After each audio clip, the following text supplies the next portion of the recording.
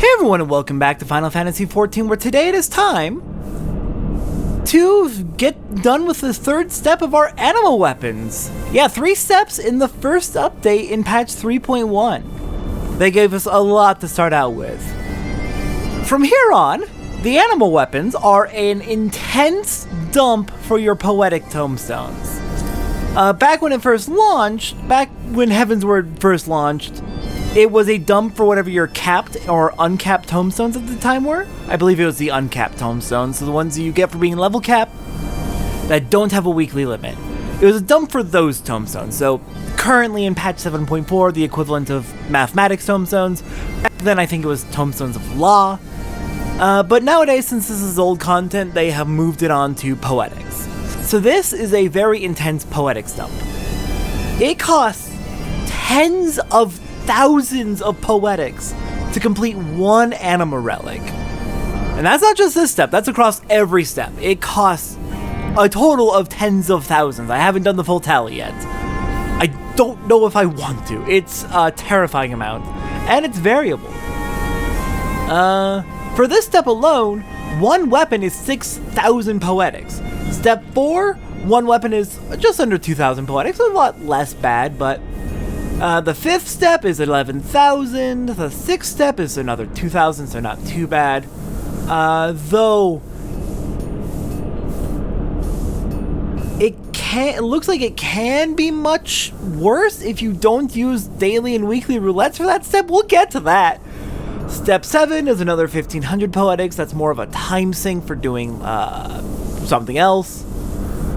Then Step 8's measly 500 poetics. So a lot of the poetics dumps are earlier on in the relic weapon steps, but basically every step from here on is going to be having you dump at least a good chunk of poetics, with a few that are a little bit lighter, though those will have you spending a lot of time doing other things.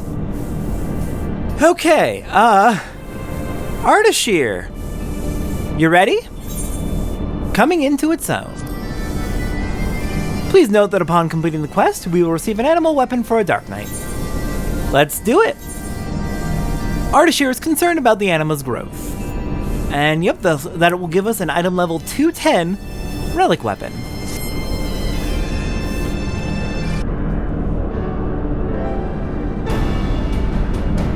The Anima's growth thus far is well beyond what I expected.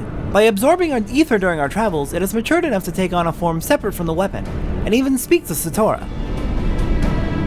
To grow so quickly would have required a substantial amount of ether. However, the Soulstone is not without its limits. As it continues to absorb ether and grow, I fear it may not bear the strain of further development. You're telling me after all the work I did, the Anima could swell up like a bombard and burst? You better have a plan to fix it, cause I sure as hell ain't starting over. Who exactly do you think you are talking to? This is my life's work, short a time as that may be.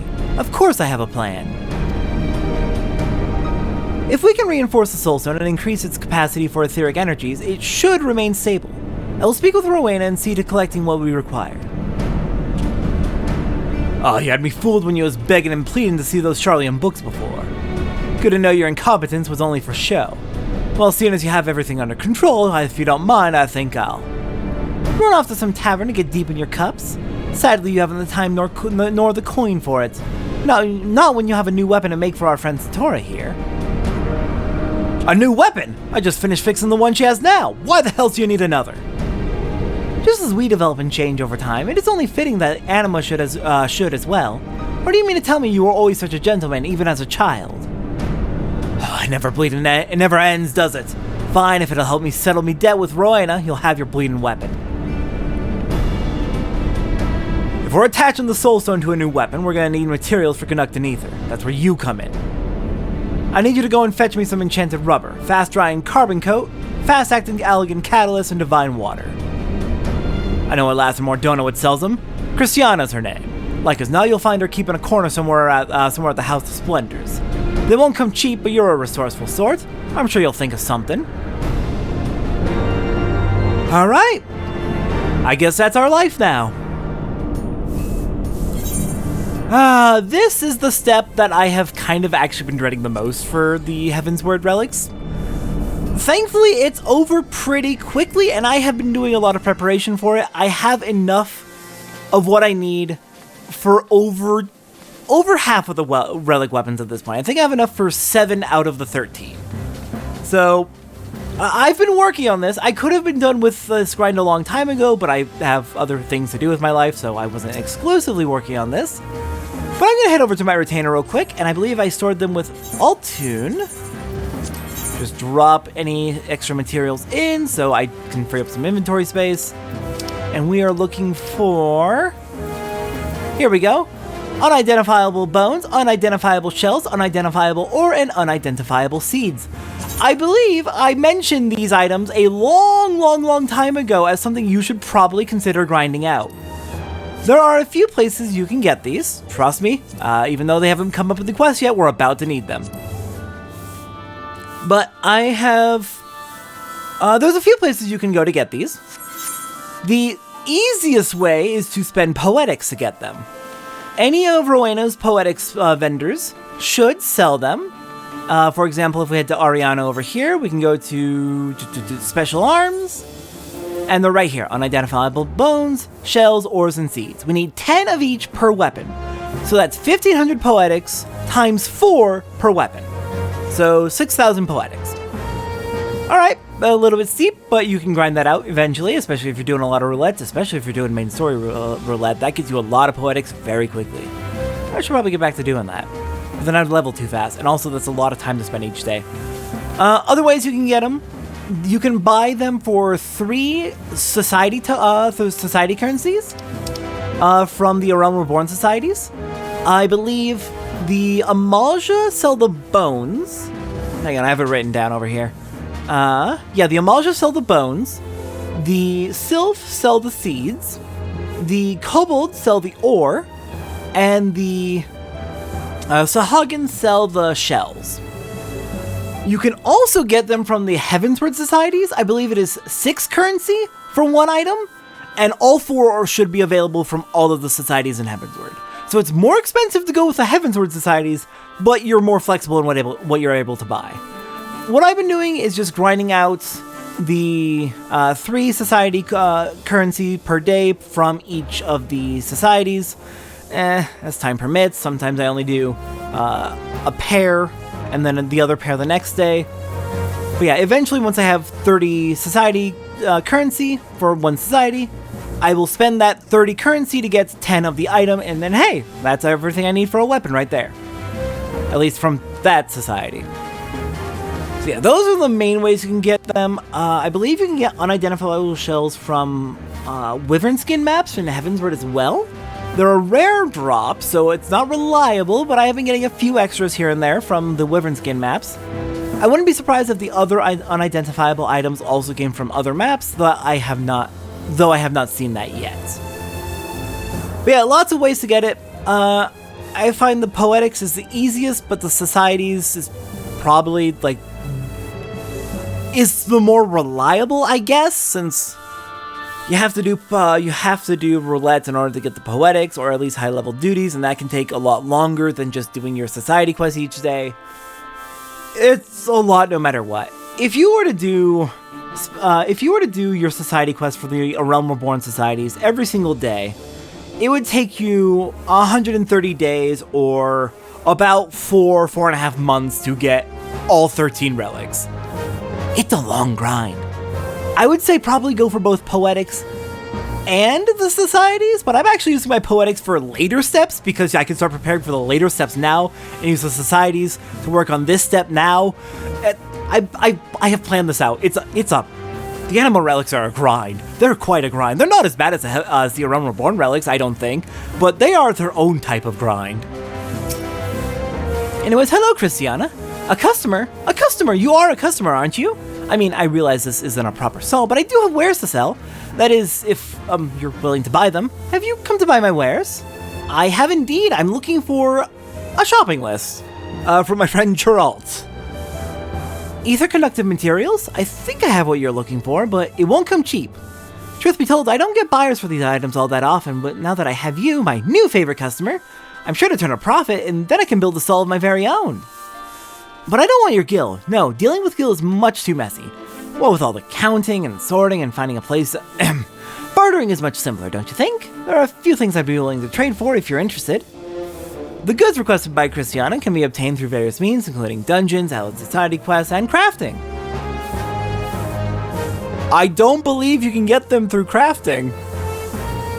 Unless I'm wrong. I've never heard of that being an option. Speak with other players and share information to discover how to find them. Okay, in other words, we're actually not going to tell you how to get them. You gotta figure it out yourself. Fair enough. Alright, let's go ahead and buy ourselves... Oh, crap! That's what you meant by crafting. I completely forgot that we also need to do this. Well... Excuse me for a little bit. Alright, I'm back. I am sorry about that. For some reason, I thought that was the next step, not the current step. I don't know why I made that mistake. Alright, Adamantite Francesca, Titanium Alloy Mirror, Dispelling Arrow, and King Cake are crafts that we need to do in addition to the unidentifiables. That's why I said you can get items from crafting. That's what I should have figured.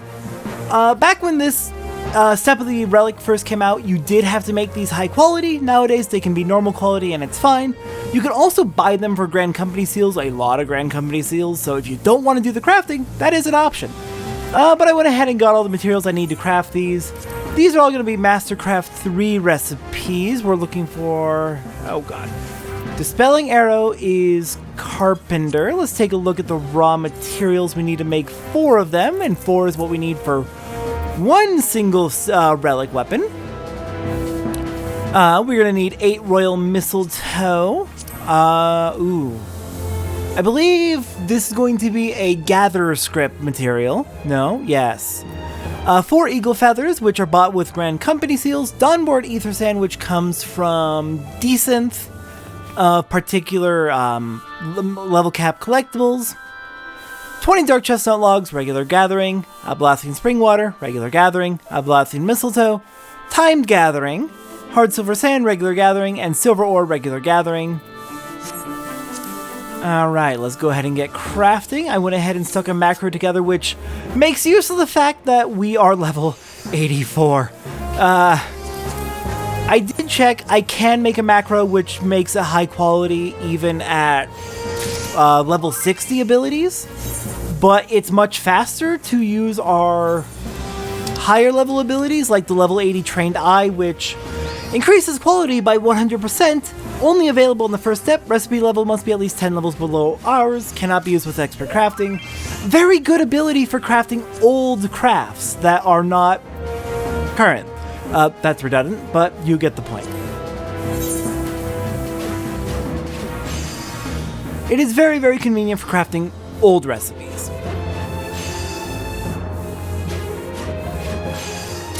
And so naturally is going to speed this up quite a bit, dropping it from 14 steps of crafting down to just 4.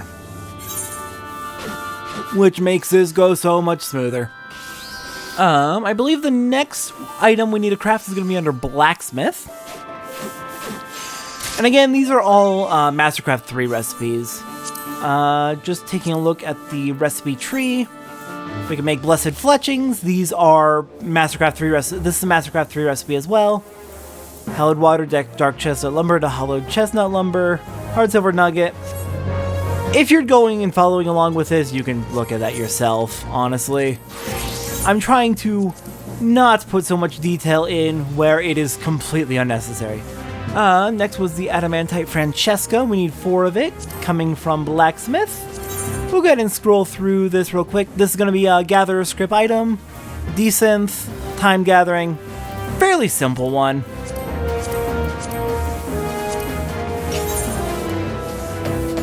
I'll go ahead and cut ahead to finishing off with the Francesca, and then I'll show the recipes for the other, or at least the gathering information for the other 2, and then finish it all off.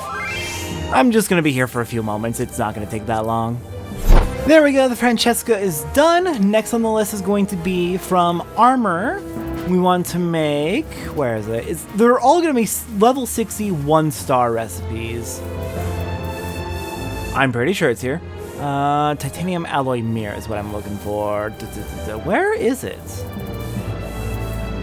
There's the alloy square. Where's the alloy mirror? It is in here, I'm just not seeing it. And it said 60, 1 star.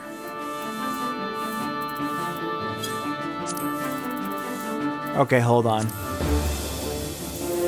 Was it actually Goldsmith? It's Alchemist! Okay, I don't know why I got that mixed up. Okay, whatever, it's fine. My mistake. Alright, titanium alloy mirror. Taking a look at our raw materials. We need sphalerite, which I believe is going to be Gatherer's Script. Dawnborn Ether Sand from Desynth. Vitriol from the Kobolds.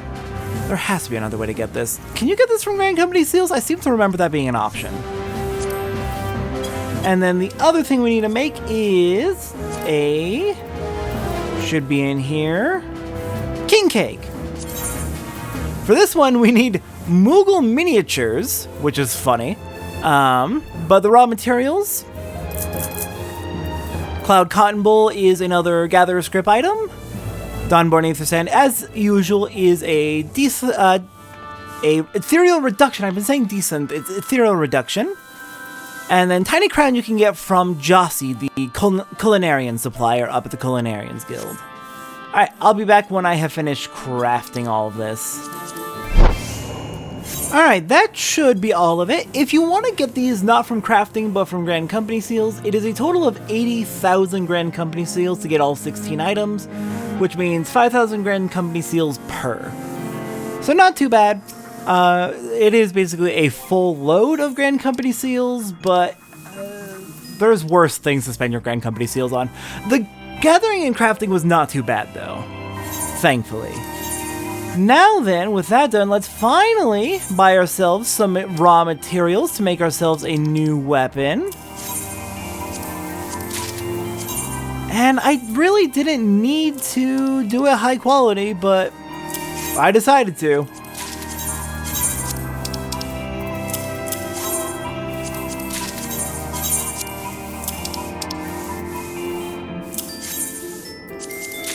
Alright, there we go. That is all the materials we need for our first weapon, for our Dark Knight weapon.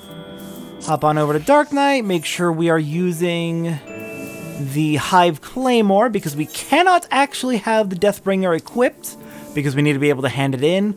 I really wish they'd have a better way of doing this, but whatever. Let's get back to Amalj'aa and get our 3rd stage relic weapon. But yeah, it only took me about an hour. And part of that was just me double checking things in order to actually get all the crafting done. It really wasn't that bad. And I have extra materials to start working on the next set of crafts as well. Get everything we need? Good. Hand it all over. The weapon too. Artisher's ready to work on the Soulstone and he won't shut up about it. At least now it'll all be over. Don't worry, I got what you need right here. Good on you, lass. Now then, let's make us a weapon, eh?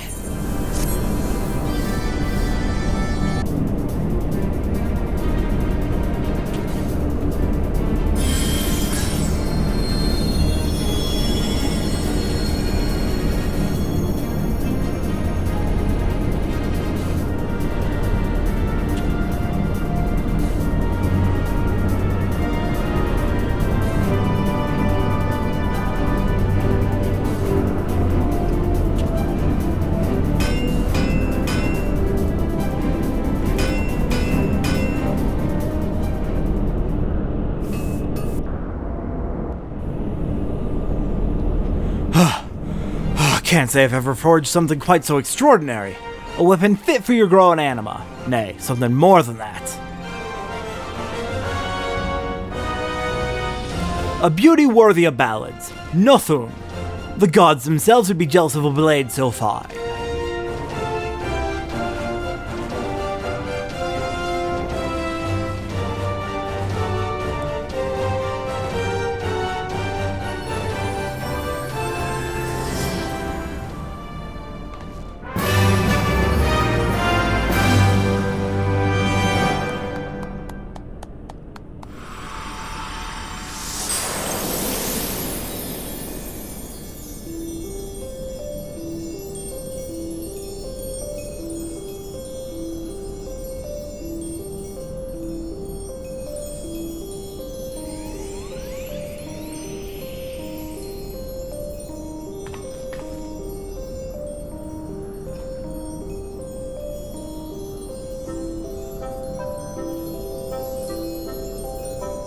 Thank you.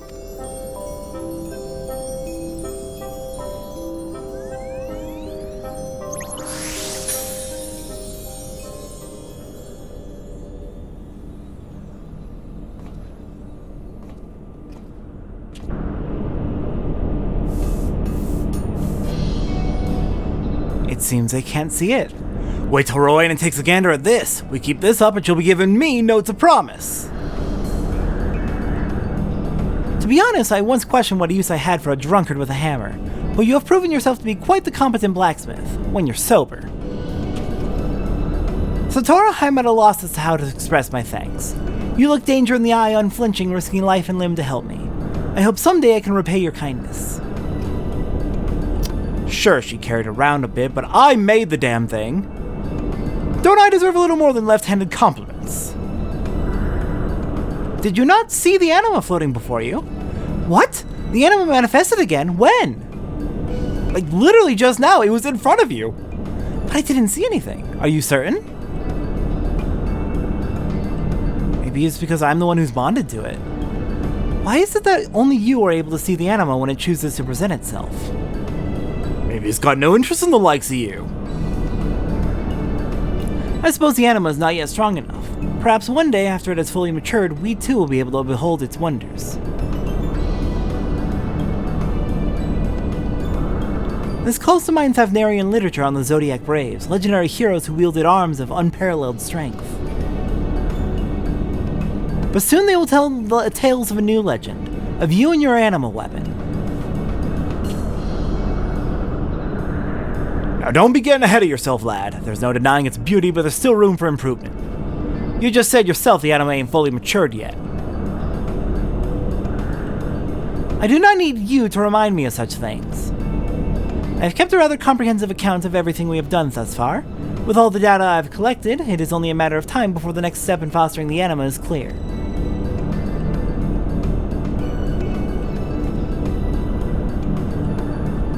Which reminds me, Satora, if you would care to read over my notes on our work, you are more than welcome to pore over them at your leisure. They are on the table just over there. Aye, that's the way, lad. Every step that brings us closer to finishing this bleeding weapon brings me a step closer to a life free from debt and that gill-swindling wench Rowena.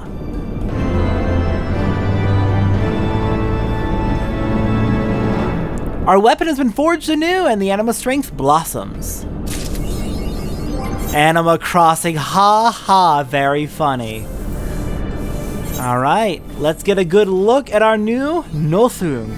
That is a pretty weapon. I love the glow. Also Animaniac, god damn it, very funny. Let's take a look at Ardashir's journal real quick. The study of anima. The creation of artificial life, such as that seen in arcane golems, has always been a fascinating subject. Yet there is something missing from these crude automata, a soul. While the soul is perhaps inimitable, my master and I were working on a way to improve these mindless drones. The soul houses the psyche and makes us who we are.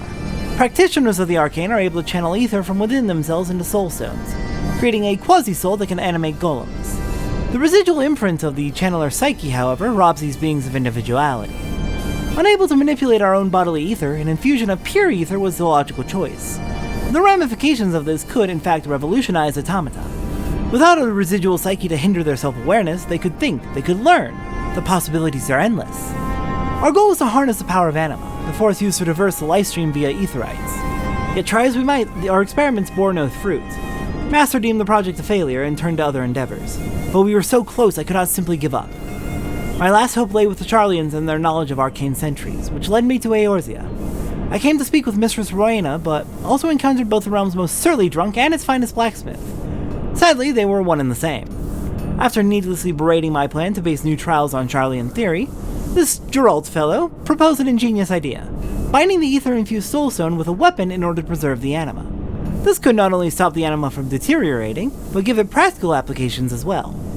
This assumes his idea works, of course, but it is too intriguing to dismiss. In a stroke of good fortune, Satora, a reputable adventurer of this land, has agreed to assist with testing. Enthused by the prospects of this anima weapon, Rowena has arranged to have us work in Azaslav, the fabled seat of elegant technology. I wonder how one wields such clout as to make these plans on a whim, but I suppose it does not matter. At long last, my master's dream will be a reality. Next up, the Anima weapon. Geralt's plan actually worked. The Anima now resides in the weapon and its etheric energies remain stable. It is almost baffling that such a drunkard of a blacksmith achieved what my master and I together could not. Now it is up to Satora to foster its development. Geralt believes the best way is through battle, and considering the Anima's current form, I am inclined to agree. Guided by her courage and resolve, I imagine it will absorb a great deal of ether from her in combat. The key to its growth, however, will be the lack of an initial imprint from another psyche. With no such overbearing influence, the Anima's growth should be more organic. The Anima is free to interpret its wielder's will much like a child would its parents.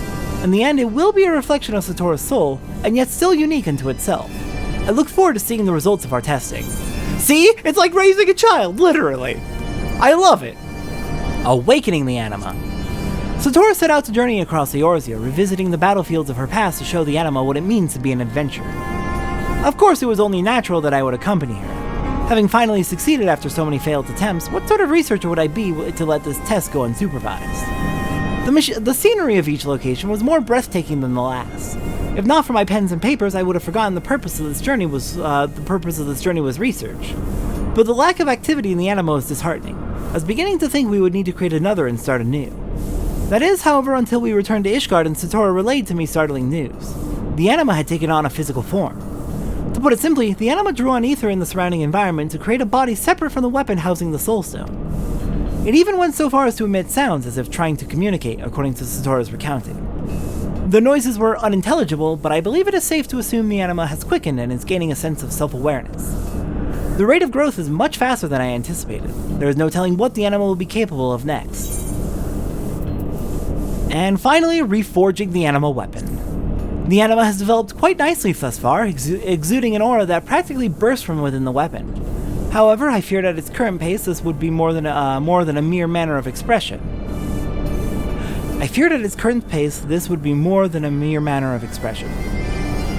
Something about that's not parsing in my head. The Soulstone serving as its vessel, and the weapon in which it was encased, were not without their limits. Something had to be done to ensure the Anima's longevity. Bolstering the Soulstone's capacity for ether was not difficult, but the weapon Satora wielded then would not bide the strain. This is why I asked Geralt to forge a new weapon. Though I sometimes loathe the company of this ale-washed jolthead, his prowess with a blacksmith's hammer is undeniable. His brusqueness was made slightly more tolerable by the look of exasperation that swept across his face upon my request. I took some pleasure in the fact that he could not deny me even if he had wanted. My only regret was the burden this placed on Satora. Geralt insisted she set out and gather several unusual materials for his work. I know not how she obtained them, but the look of utter exhaustion on her face upon returning spoke volumes. I was tempted to ask, but soon thought better of it. It did not seem fitting to have her recount such an obviously taxing journey so soon after returning. Thankfully, her efforts were not wasted in the slightest. Geralt's new work was a true masterpiece. Even from a glance, it exuded a certain air of majesty you would not expect of something made for battle. I suspect even the Anima, with its newly found self-awareness, could appreciate such an elegant form. In the end, the Anima's rapid growth and the precautions taken to preserve it were for the best. And if not for Satora and Geralt, I would likely still be in a dreary, dusty study poring over Charlian tomes. Oh, and I did remember one more way to get the unidentifiable items.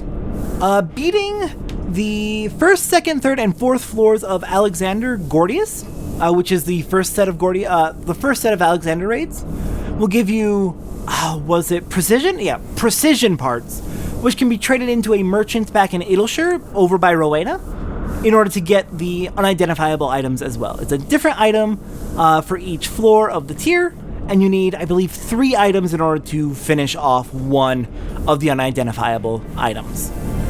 There's a lot of options. It is tedious no matter what. Poetics are probably going to be your easiest option. If depending on where you are in the game, you might be just overflowing with poetics. But there are other options as well to help speed it up if grinding for poetics is not your style. It's a grind no matter what you do, though. Anyways, next time on Final Fantasy XIV, what are we doing next? Now that the relic is done, we are checking in with the Goondu once more. I will see everyone next time for that.